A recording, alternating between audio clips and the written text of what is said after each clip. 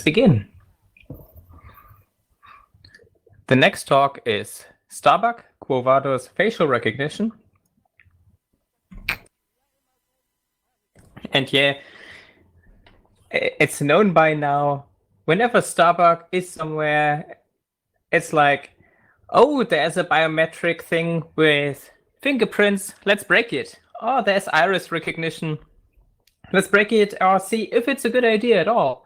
And Congress, I think it was last year, they had venal recognition. And yeah, maybe we should keep working on that. And whenever it's identity or biometric systems, it's kind of his topic. And for implementations about that, the next topic is right going there. So where are we going with facial recognition? Or yeah, I'm really looking forward to this. Stage is yours, Starbuck. Yeah, thanks for the announcement. And thanks to the whole crew. We spent about half an hour now to get it running, and it's a nice crew. Now, first notion, Quo Vadis might be a bit much. It's more, how are we working with this right now, and a bit where is it going? But first of all, how are the techniques working at all, and where is it used, and giving a few numbers about Germany mostly. And then I will talk about the tests that happened so far. A few of those were in Germany. And then, of course, what kind of measures can we take, and how can you protect yourself against it, and surveillance, and yeah, and how can we get over it? That's a topic important to me. So now, to take those pictures, there are basically two big groups. For one, there are imaging techniques in 2D, and you can either take them normally, just the visible range of light you can see on the left side, just photos as we know them, and increasingly the facial recognition software also uses near infrared light. So the light that is right next to visible light, and then there's true infrared, so thermal radiation, and that's rather rare because, well, the resolution is rather low and it doesn't work as well. So we will focus on the first two, and it has to be said that your algorithms that work with those, they take a lot of areas of the face, mostly around the eyes, nose, and the face, and the mouth. So yeah, the pandemic with the masks, you already can notice it doesn't work as well in your phones, and some suppliers try to make it run even though you're wearing a mask, but just using the area around the eyes is not working as well because you have a lot less information. So security is not working as well. And the other thing is obviously 3D. There is mostly two big things to get 3D images from one camera in the first place. So first of all, what you know from human eyes, stereo optical techniques. So you have two cameras or two eyes, and they have a slight difference in degree and take their own images and can calculate a 3D image using that. And then there's decoded lights approach, where light is used that is encoded, so it gets projected deliberately onto a face. And this here on the right is the technology from Siemens. It's a bit older. So they are projecting coded light, if you will. So they are using an actor, and oh yeah, here on the left, they are projecting lines or stripes of light, and wherever it is, so whenever they hit a 3D,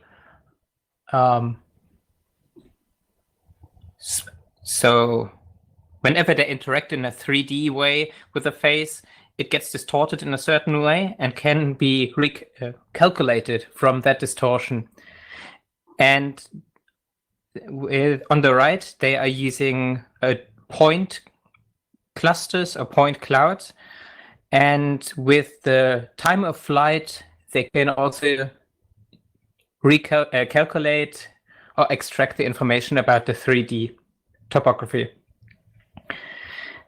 And Siemens talk about 0.2 millimeters of resolution, which I find incredible.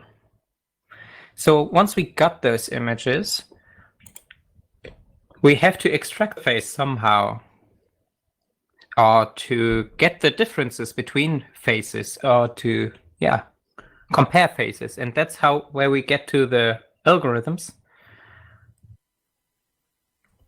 One of the most easiest is a graph algorithm, where you have certain points, for example, tip of the nose, the chin, and then you just take the angles and the distance between these points and get those,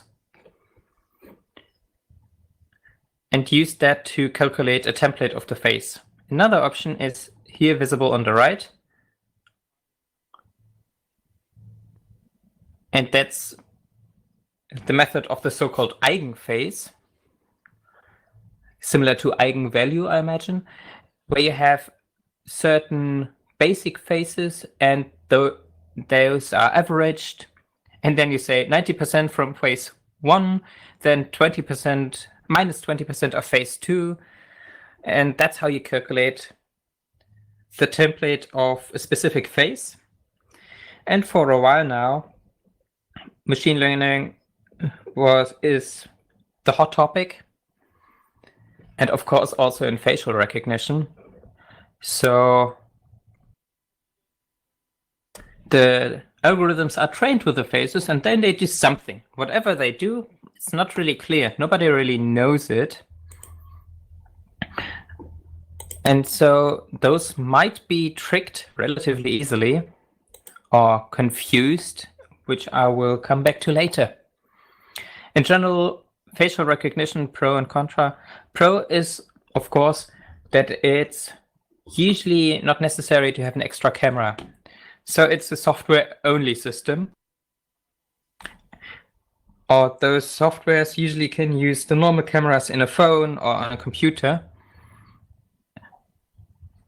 And even those near-infrared cameras are usually just normal silicon chips. But from a privacy standpoint, consent is a problem. So it's quite difficult to recognize people and they can't. So it's difficult for people to evade these techniques.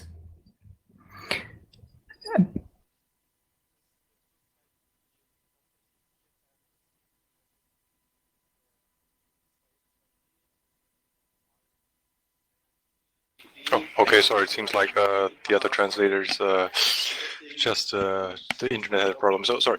He said, yeah, the problem with imaging is that you don't have consent, or it's hard to get consent, and the surroundings are very important for cameras. So we don't know. So and you have higher false positives if like the lighting is wrong and stuff like that. And then we see like a facial recognition is working like okay-ish if we do one-on-one comparisons, if we have templates, but when we compare against big databases, the detection rate actually goes down pretty quickly. Where is it used actually? Well, of course, like if you want to unlock your phone or app, like banking apps. So in general, they like to ask you, do you want facial recognition? Do you want fingerprints? Very similar is if you want to access just buildings or rooms. And now for approximately 15 years in Germany, you also have like the electronic passport. where they force you to have facial images within your passport to verify that you actually are the person depicted in the document. They now start doing this on the airports as well, so that you have like your electronic boarding pass, so that you have like facial recognition aware boarding passes. More or less your boarding pass so the boarding pass is directly connected, and so you just show your face and everyone knows that so you don't need the boarding pass anymore actually. Another big part is surveillance, of course. In which we see is a rather negative here in Europe in general and in our community. So CCTV cameras or surveillance in buildings, and trying to do facial recognition to work out which people are there and who are those people. And one other thing is which became relevant in which has recently been used, are body cams, so they are relatively new. And I would like to show a first video for this one. So let's see. So I would at least love it.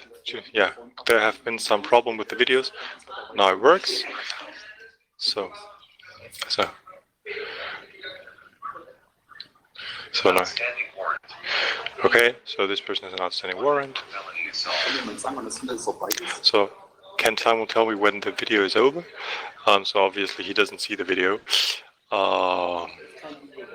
Noch ist kein Video da. Okay. Okay. Bitte das By now. Okay. So there's been some problems with the stream delay, I suppose. Yeah.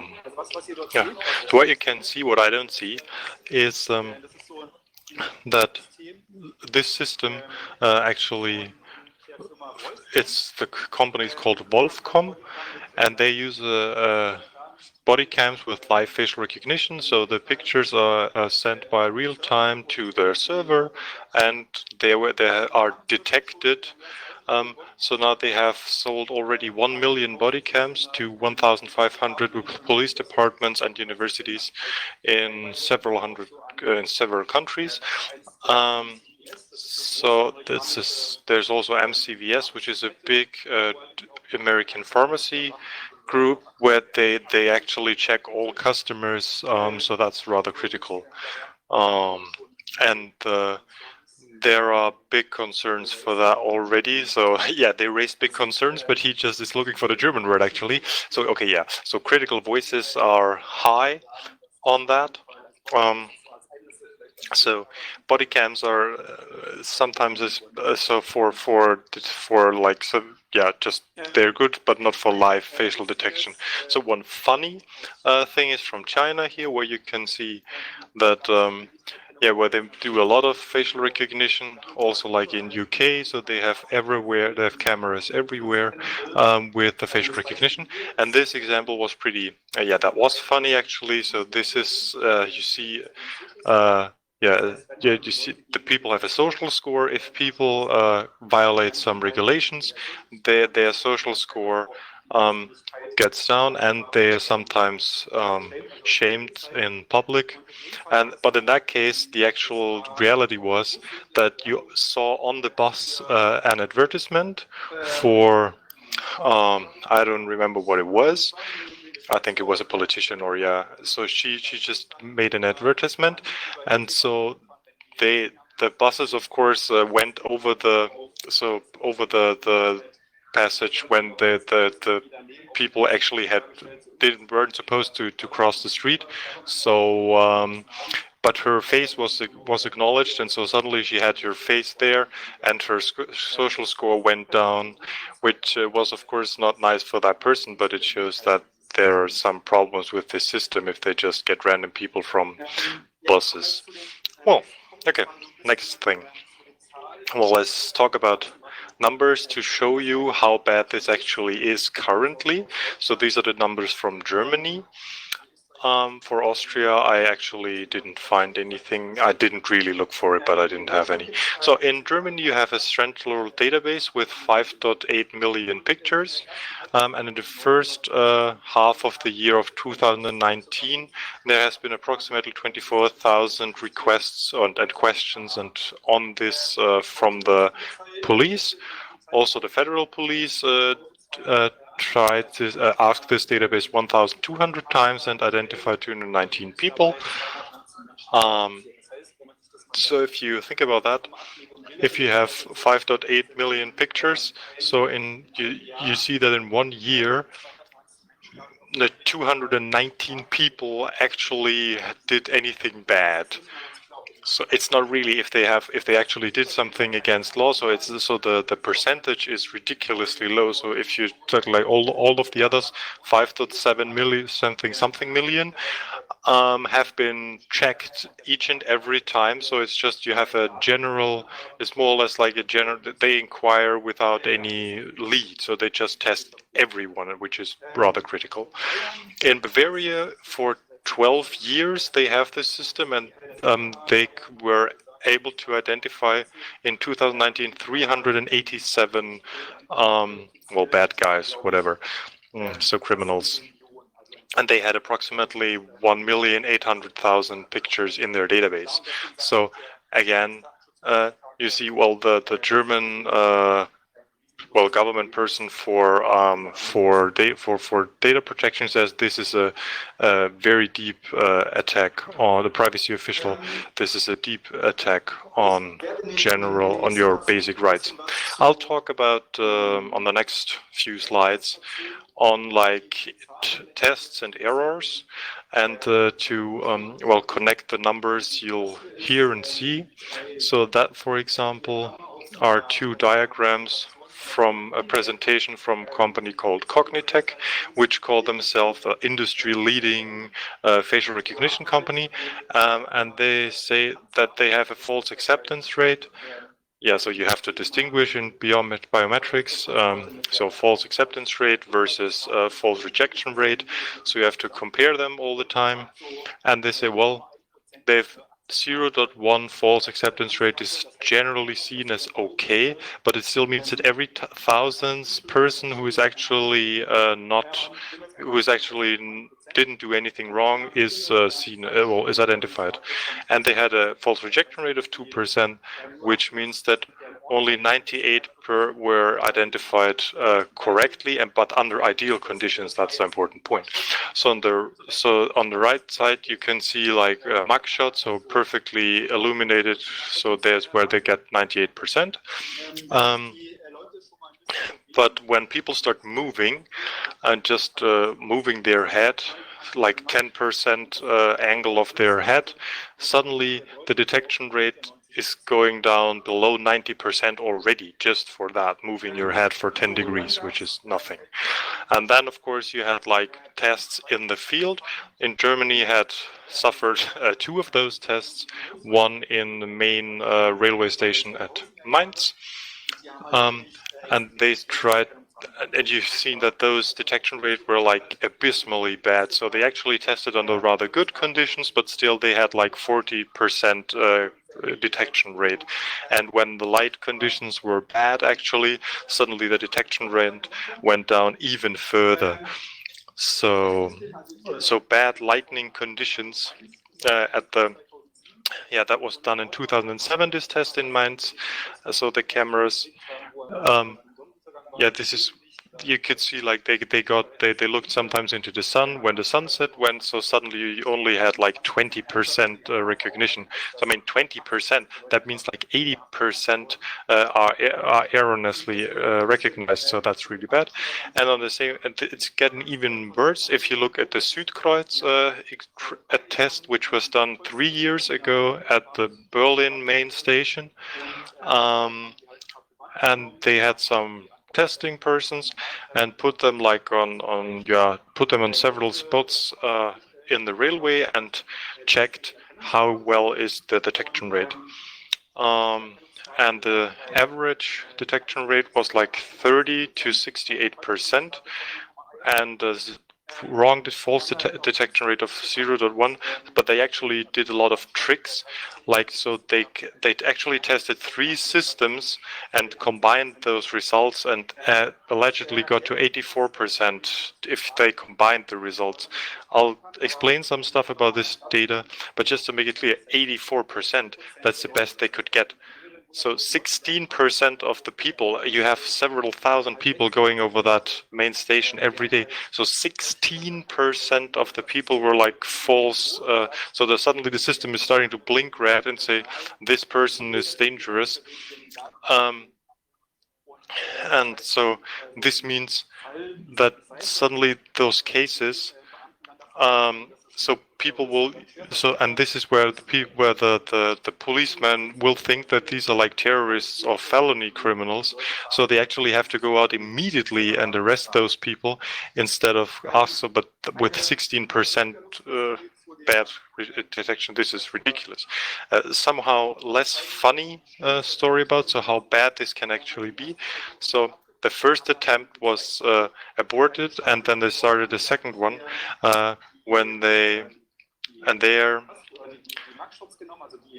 didn't took the ideal pictures for comparison, but took pictures which have been actually made on the main station itself, and then compare those, and those percentages went up a bit, but on the other hand, it's totally not usable in praxis.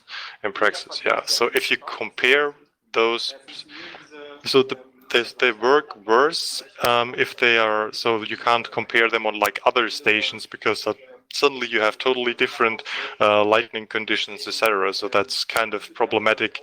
So all those values are totally irrelevant and rather like very dangerous.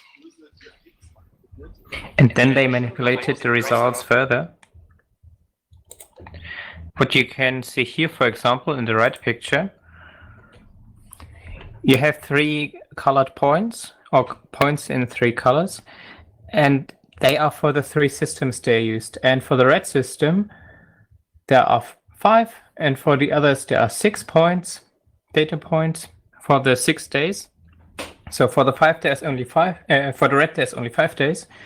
So for the red one, they just ignored some data. And in the second area, they just ignored data from the blue one. And that is really suspicious, because if you take data out of your data set, well, you should use all your data. You really should not cherry pick the data that fit.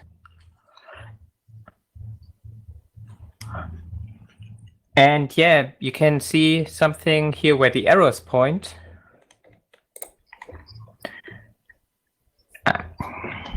Yeah, this one point is a blue point that should be up here. So normally they are here for 10 days. So in the area of 70–80%. But there is an outlier where it's just 20%. And the same on the other side here. And you should really wonder, how can this happen? And how can these outliers happen? So there might be days where not 16% are wrong, but 80%. And it should be clear that it's a huge problem. And here as well, in the next picture, there are the hits from the total system over the total time. And you should have exactly the same number of data points in this week. But this complete area is manipulated. So for the evaluation for the total positive hit rate, they did not evaluate the complete database. They just ignored some data. So this whole analysis can be ignored. It's not just bad. It's not just bad results. It's also, those bad results are also even manipulated. And yeah. And this should still be, they still want to use this. That it can work was showed by the Center for Political Beauty after the protests in Chemnitz.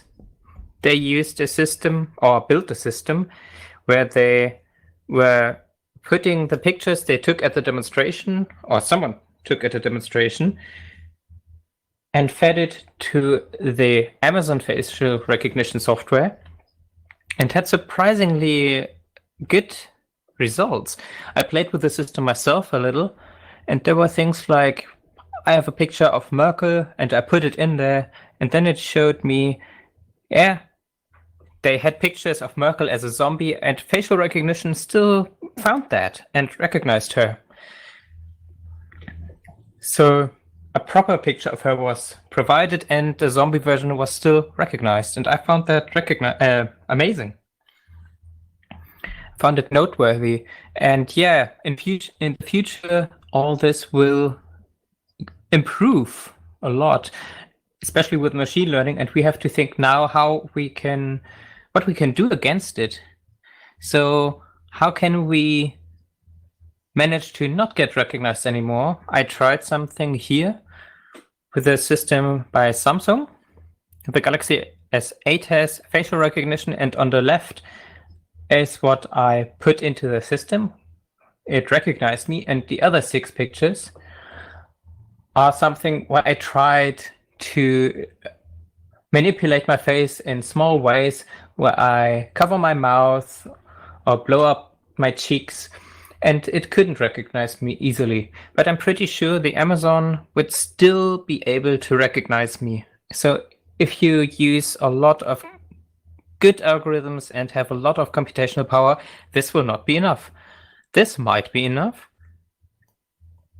It was one of the experiments or a protest at Südkreuz where we dressed up and experimented how we could evade and how you could fight against recognition. In total would be a burger like this.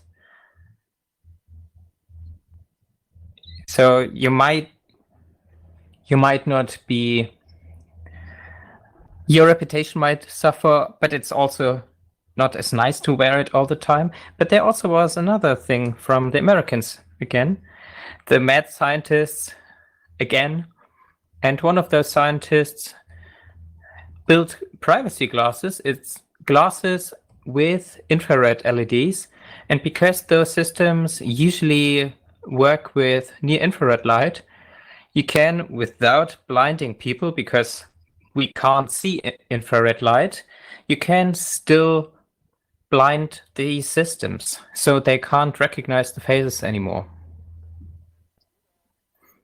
Or, a bit more extreme, are face tattoos. And here also the goal is to target systems using machine learning. Nobody really knows how these systems work, so you can sometimes, using relatively simple methods, completely confuse them. On the left side you have simple patterns, and on the right side it's like completely strange, and that does not get recognized anymore. And a very extreme case, how we can trick against facial recognition, are celebrity glasses. It was a study from the Carnegie Mellon University, I think. They took frames for glasses and printed certain patterns on them. And those patterns are recognized as part of the faces. And hence, these people were not recognized as themselves, but as the ones that are now shown below. So you could even change your gender using this method, at least the perceived gender that the cameras apply to you. So just using these frames, you can really confuse the cameras or the algorithms. So to pixelize images, especially when you go to protests, for example, the G20 protest in Hamburg, where police really takes a lot of pictures and also uses public pictures, publicly available pictures. So whenever you go to those protests, you should pixelize them and do it properly, because the police might use them and also work with them. And some of those algorithms are so good they can use pixelized pictures and undo that. So not if you put a black block over your face, of course, but something that will hopefully be seen in the video right now. There you can see how a pixelated picture, so the algorithm takes the pixelated picture and then it tries to use standard pictures it found in the internet and compares and pixelates these images it found, and then it tries to compare it. So at some point, when it's happy with the results, it can say, yeah, the pixelated person probably looks like what I found here. I hope the video worked.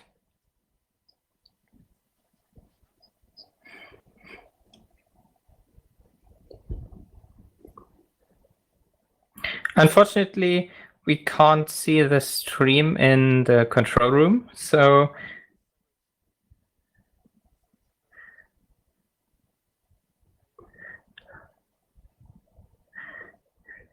yeah, it worked. You saw it. It is amazing, something that's really pixelated and could still be undone. And that was used. There were some 5 years ago a case where a child abuser who pixelated his face, but they could catch him by using such algorithms. So they could undo a swirl. It wasn't a pixelation, but a swirl in this case, and they could reconstruct his face. And why is that important? Well, you probably have heard of Clearview. It's a company who claims to have stolen 3 billion pictures from Facebook, YouTube, Twitter, and Instagram, and put all these pictures into a database and sells this database to 2,200 customers in 27 countries. For example, US Immigration Office, US Border Patrol, DHS, but also Interpol and European police forces, but also universities and, yeah, all kinds of people. And in the beginning, you could quite easily get a test account and test their services and look for your colleagues or people you're stalking or how certain people are called or their names. That was, heavy. So those were the bad things. Now let's get back to the fun. How can we overcome these? Facial recognition, I talked about it before. Most of that uses easy or simple 2D imaging, just normal cameras using visible light. So tracking those is also relatively easy. So my first contact with facial recognition was something like this. I was having a talk. I was giving a talk at one of the camps back then. So I took a photo, used a photo, had a facial recognition system, and it recognized a photo instead of a person. Some of them use something with movement within the face, turning the face or blinking. So a simple photo is not enough anymore, but you can still use a video. If you have a video of the person, then you can use that, but it's even easier. And I would now like a certain video to be played.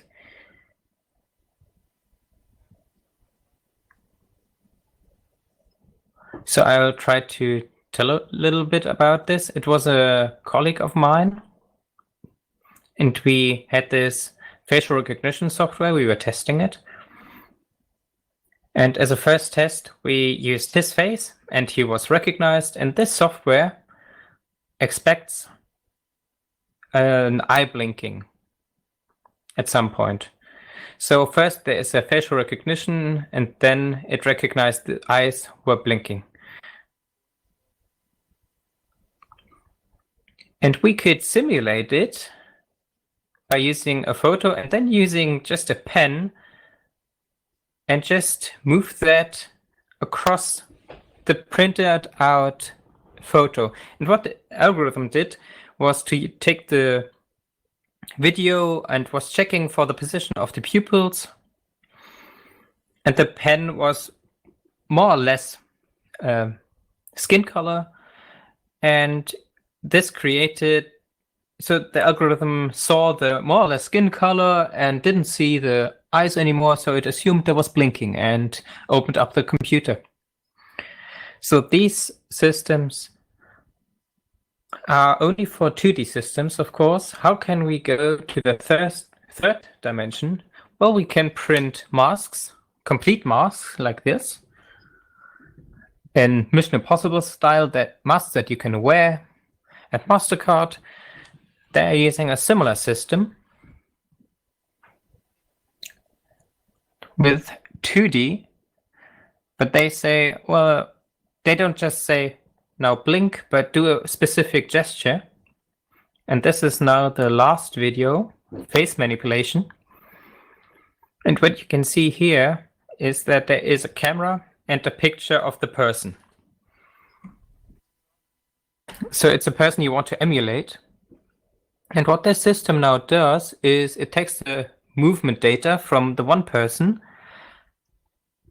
and from the one picture and maps it to the data of the other picture. So you can just digitally wear a Donald Trump costume and move his mouth. Okay, so the second to last is something, slide is a positive one.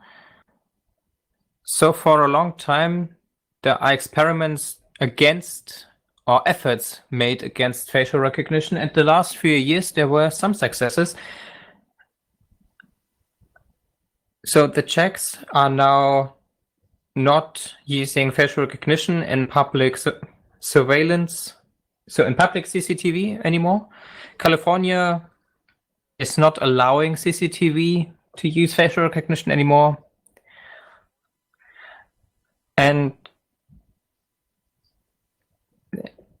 there were also bans of facial recognition in schools, so that's worth something. So now that's the more or less the final slide. The dilemma of facial recognition: either it doesn't work, so someone is falsely recognized, and or even if someone should be recognized, it does not work and terrorists are not kept from attacking. Or the alternative, it works so well that there is total surveillance. And we are now more or less moving to the second scenario, especially with the machine learning stuff, where the algorithms are improving further and further, and we have to take active measures by now to protect ourselves and wear glasses and special makeup so we can still assume some privacy. And it is endangered by now. So it was a bit chaotic. I hope you still understood it, and still thank you very much.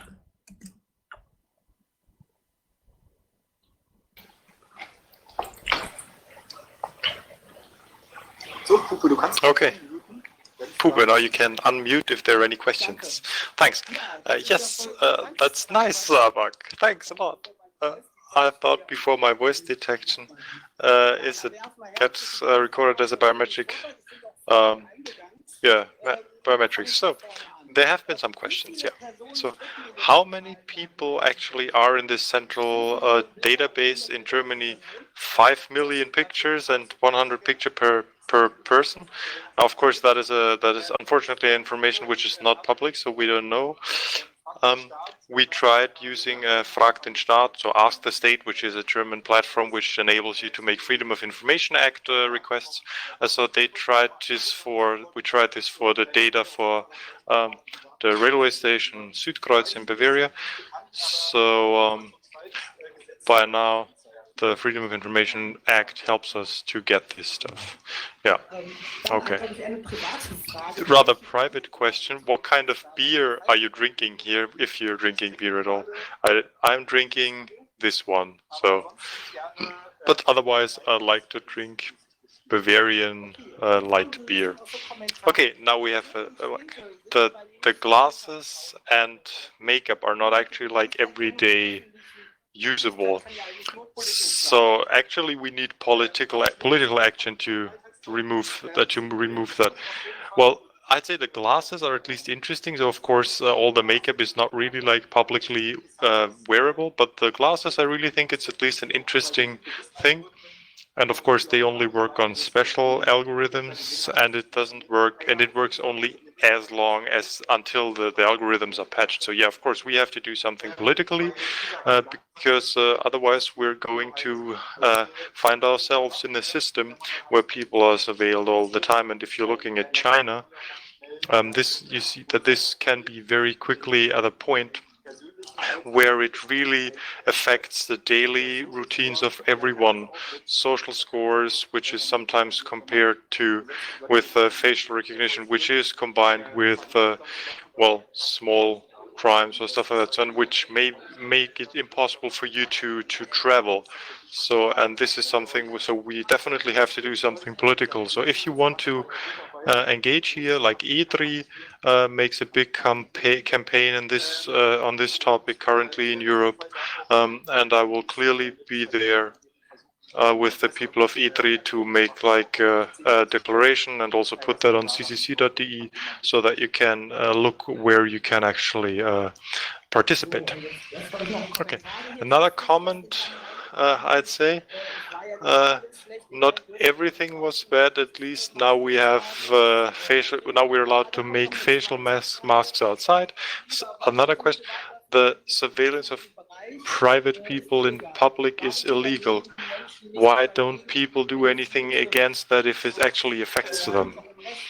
It's their right to protest against that. Well, on the one hand side, this is that the surveillance is it's rather undercover, because you actually don't really know that the camera is surveilling you, and in worst case also using facial recognition. Then you have to find out who actually runs this camera, because in Germany you have special laws which say that each camera that films on public must make public who actually runs the camera. So otherwise, you can't just surveil public space. Well, most likely you would have to do a big campaign to get and just sue people who just put cameras into public spaces to make this heard. So there's actually everyone can participate. Maybe we can just do one such a thing, like make a portal, so like where it's easy to sue people immediately. So yeah, and less people check who actually does. Oh, I'll write that down as a campaign. That's a good idea. Yeah.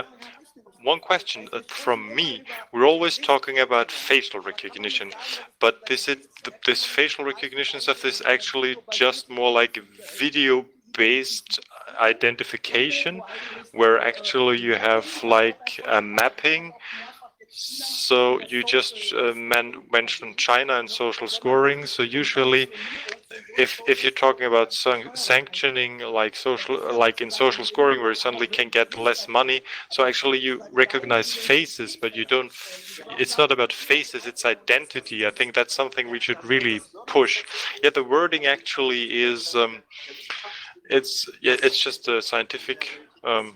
But of course, in reality, you actually use you combine the camera image with like an official personal ID. Link it, yeah.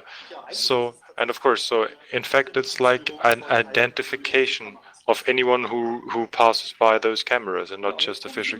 Oh, I just have it chat. Let's see. Okay, no new questions. No. So I'd say thanks a lot to Starbuck for your great talk. Quo Vadis facial recognition. And then I'd say have a nice evening.